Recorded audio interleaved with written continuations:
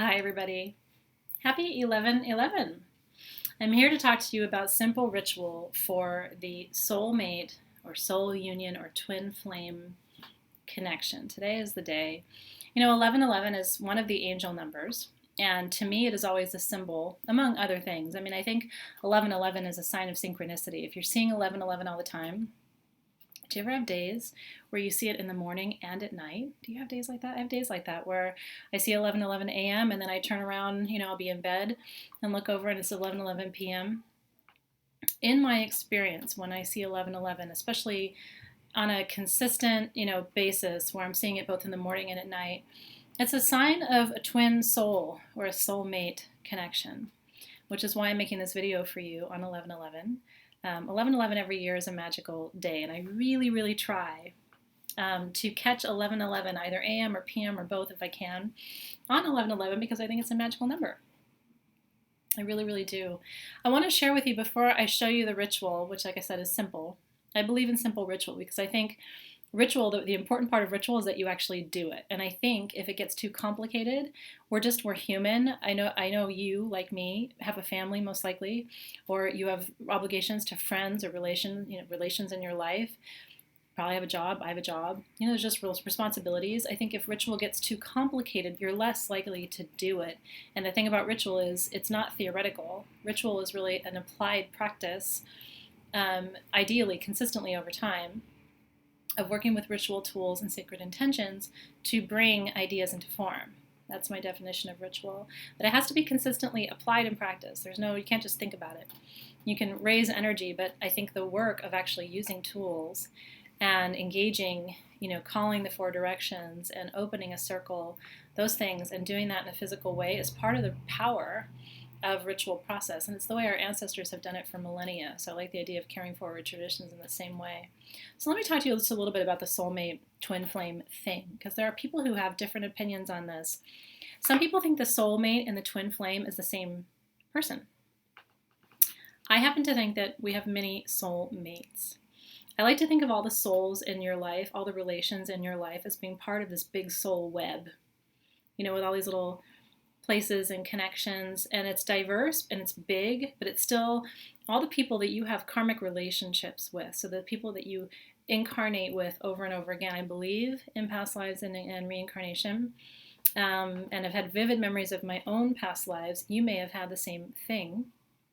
If you haven't had a past life regression of any kind, I recommend it. I can refer you to people I know who I trust who do that work, or you can find someone local to you who does it. It's powerful work to go back and to trace the memories of your past lives. For me, the way I have learned about my past lives in the most powerful way is by actually meeting people in this life who I know I shared those lifetimes with. So soulmates, I think we have a lot of them, and they're not all love relationships. Your brothers and sisters, your siblings, your parents can all be soulmates to you. In my view, they're partners to you in this lifetime, and they're part of your karmic web of souls who, in these different configurations, still carnates and reincarnates together, sort of like your tribe. And then I think in each lifetime we meet people who are new, like new additions to our soul web, who come through to teach us specific lessons, or might be additions from the universe for some of our karmic lessons that we have to learn in this lifetime. I think the twin spirit is a different thing. Now, the reigning theory about twin souls is that every soul is twinned. And I think it's true. I think every soul isn't just one soul. I think it's two. And the reigning theory is that you don't incarnate with your twin. Now I'm going to counter that because I believe in this lifetime I met my twin, my soul flame or my soul twin. And I knew that because when I met that person and looked in that person's eyes, there was a level of recognition of each other that there's no other way to explain.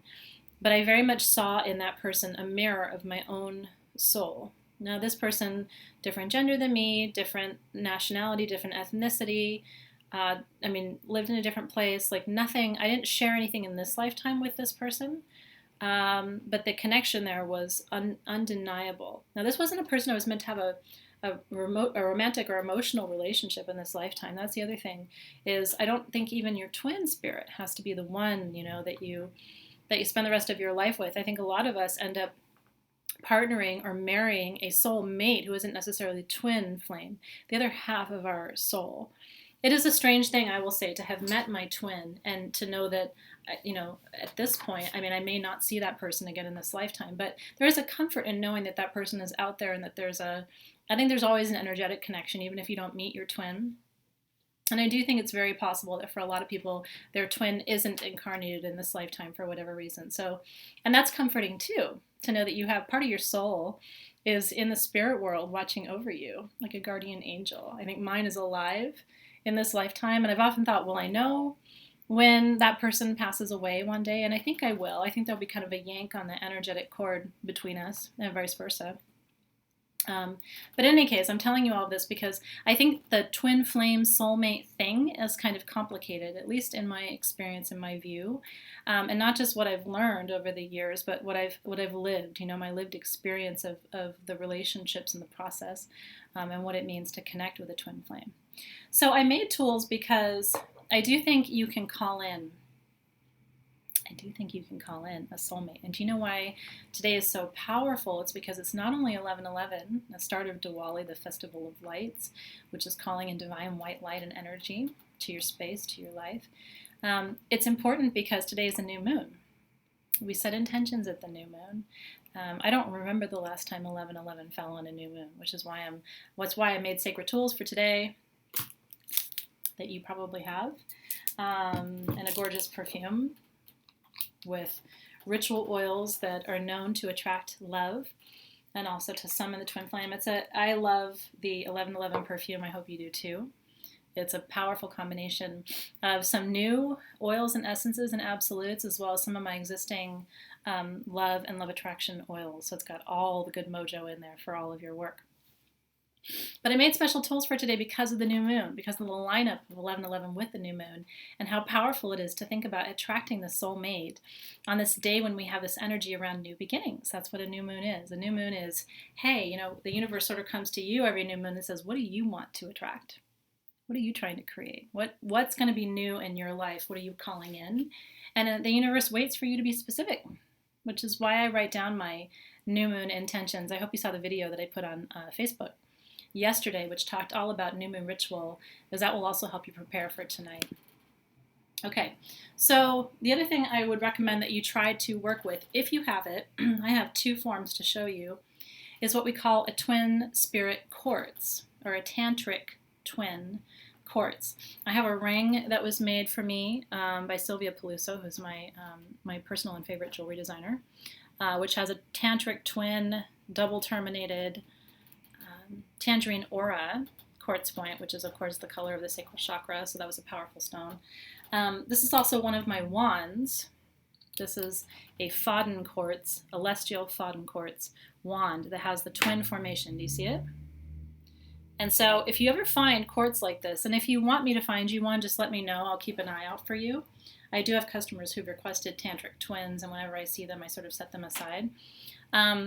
This quartz represents the twin relationship. It's the 2 spirits in the quartz growing together. Do you see what I mean? And so if you have a stone that represents the twin, either it's got 2 terminations, double terminations, or it has a twinned kind of formation, if you wouldn't mind just grabbing that, and I'll incorporate that stone into the work that we are doing now. And I'm going to grab my lighter. Pardon me while I fall out of reach for a minute. Thought I had all my tools with me. It's always a little bit of a balancing act here to make sure you have all your tools at the same time. Okay, so before you begin, the most important part of ritual, in addition to the protocol of like opening your circle, is clarity. Do you know what it is that you're seeking when you go into ritual? You have to know. And so what I recommend that you do, and you can just even do it with me here right now, is just close your eyes, take a deep breath, and really reflect on the love that you seek in your life. This is the time to do it. Think deeply about what that love looks like. Think about your senses. What does it look like? What does it feel like? What does it smell like? It smells like this perfume. What does it taste like? I'm not trying to be X-rated, but I mean, all the senses, the sensory experience of that love, what will it look like for you? And make it multi-dimensional. The way intentions and the way manifestation works is by crystallizing, by defining by making your vision 3D so that you can envision it with such clarity as if it already has happened. Like, that's really the key of manifestation.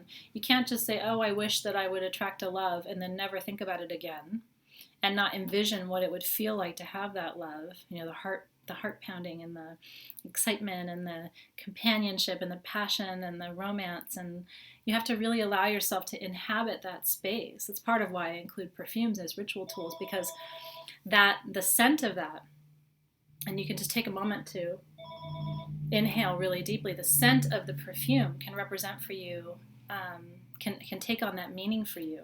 And if you take a moment to imagine, and do it right now, you know, what does that love feel like, smell like, taste like, look like? What will you feel like in your body with that love coming into your life? What will your life look like? How could it change?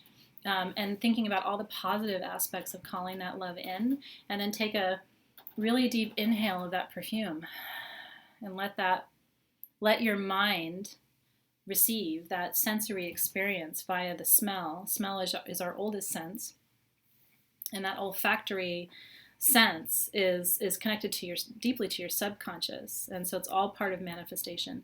The sense also attracts spirits. You know, some of these love drawing oils have been used since Roman times, since Egyptian times, that I've put in this perfume. So I think the spirits recognize the sense and they come. So these oils become sort of a call to the spirits to surround you and to support you in this magical work. And so all of that starts to get you into the headspace where this manifestation work really, really takes root and takes flight. Okay, so once you're clear, just imagine opening a white circle of light clockwise in direction all the way around your sacred tools, wherever you're working. Just imagine it running around. You can open it with your left hand, receive it with your right hand, just like we do in the full moon rituals that you join with me every month. And once you have opened that circle of white light and you're holding it in both of your hands, you can call out to the four directions. And I like to customize it when I'm doing ritual. You know, I will say, calling first to the direction of east, as we always begin in the east. The east is direction of new beginnings. East, I call upon you tonight to support my love work, to bring love into my life. And I ask that you create a new beginning, especially if I've been hurt or wounded in love, to allow me to trust and receive in powerful ways. And then to the south, I call in passion. South is fire. I call in passion for this love, and I ask that it bring me energy and enthusiasm and excitement about my life. And then to west, to the direction of emotion, I receive love. I call upon it, I receive it. I thank you, West, for the depth of emotional connection that this love will represent for me. And then to north, I ask for wisdom and love. I ask for clarity about how to move in love, and I ask for grounding in love with the element of earth.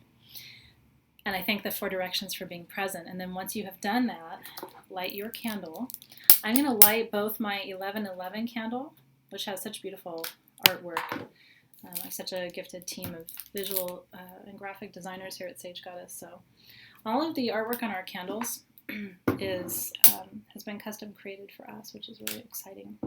I'm also lighting my new moon candle because it is a new moon. I like to work with my candles in pairs and triads. You don't have to. If you have the summon candle, that would be another really powerful one to work with because you are summoning love. You don't have to use it, but again, just additional layers. Every tool you use of mine has been made for that sacred purpose. And just to sort of show you what that looks like over here. My little triad of candles. Every candle that you use represents an additional correspondence. And layering correspondences, the candles, the stones, the oils, every single tool that you use adds a layer of energy to your magical work, which is part of how you build the energy for the work that you're doing. So that's why we use the tools. We're creating correspondences and we're adding layers of intention to the work. And then, choose your tool. I'm going to use my wand here. I'm going to anoint my wand with oil, with the 1111 perfume. I love anointing stones with perfume. And the stones love the oils. Have you noticed? They just receive them and drink them in. I mean, it's beautiful. And every time you do that with an oil, you're just charging that stone. You're connecting the energy of the oils to that stone and letting it hold that space. And it becomes very meditative just to sit and connect and caress your stone and let it receive the bath of that sacred oil as well. And so what I like to do when I'm working ritually with tools for a specific purpose is like to hold the stone in my left hand, which is my receiving hand, because I'm calling in the energy of the twin spirit and that twin flame, that soulmate. So whatever you're calling in, hold that in your left receiving hand. And take just a moment to do that. Take just a moment to really think about what it means to receive this energy, which is what the new moon is allowing you to do. It's creating space for you to receive. So take that moment to experience that. And then take your writing hand, whatever that is. My right hand is my writing hand. That's your projecting hand. That's what you're sending out into the world. You're also sending out a call, almost like a beacon, to connect with the energy of the soulmate or the twin flame. So take just a moment to put your writing hand on top of your receiving hand over your stone, whatever stone you're working with, and realize, connect to the energy of sending out that intention and that wish into the universe.